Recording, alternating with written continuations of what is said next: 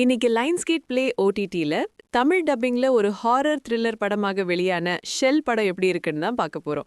இப்போ இந்த படத்தோட கதை என்னன்னு பார்த்துடலாம். சமந்தா டிவில லீட் ரோல்ல நடிச்சவங்களா இருந்திருப்பாங்க.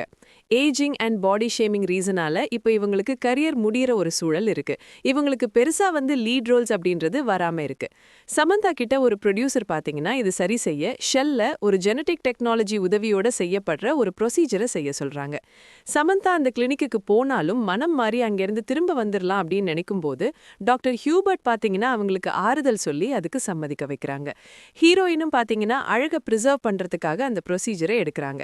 இந்த ப்ரொசீஜருடைய பின்னணியில இருக்கிற மர்மங்கள் என்ன, இதனால வந்த பிரச்சனைகளை சமந்தா எப்படி எதிர்கொண்டாங்க அப்படின்றது தான் இந்த படத்தோட கதையே. த சப்ஸ்டன்ஸ் அப்படின்ற ஒரு தரமான ஒரு பாடி ஹாரர் படம் இருக்கு. அந்த படத்தை இன்ஸ்பயர் பண்ணி தான் இந்த படமே எடுத்திருக்காங்க. சேம் கான்செப்ட் தான் இருந்தாலுமே அதே படத்தை சிம்பிளாவும் ரொம்ப ஆர்டிஃபிஷியலாவும் நமக்கு ஒட்டாத மாதிரி எடுத்தா எப்படி இருக்குமோ அந்த மாதிரி தான் இந்த படம் இருக்கு.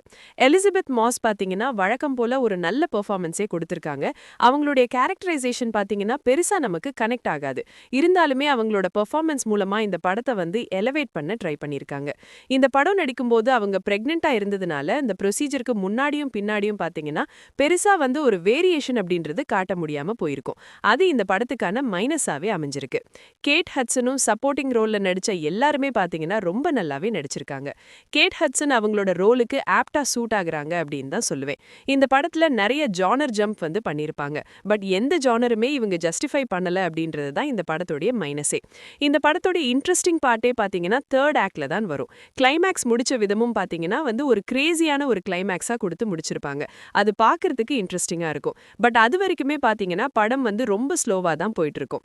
எந்த ஒரு எதிர்பார்ப்பும் இல்லாம ஒரு டைம் பாஸ் கேட்டகரியில பார்க்கணும்னு நினைச்சீங்கன்னா இந்த படத்தை ஒரு முறை பார்க்கலாம். படத்தோடைய பேசிங் ஆவரேஜா இருக்கும்.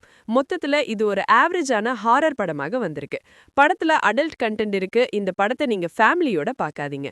ஷெல் படத்துக்கு எங்களோட ரேட்டிங் 5 out of 10.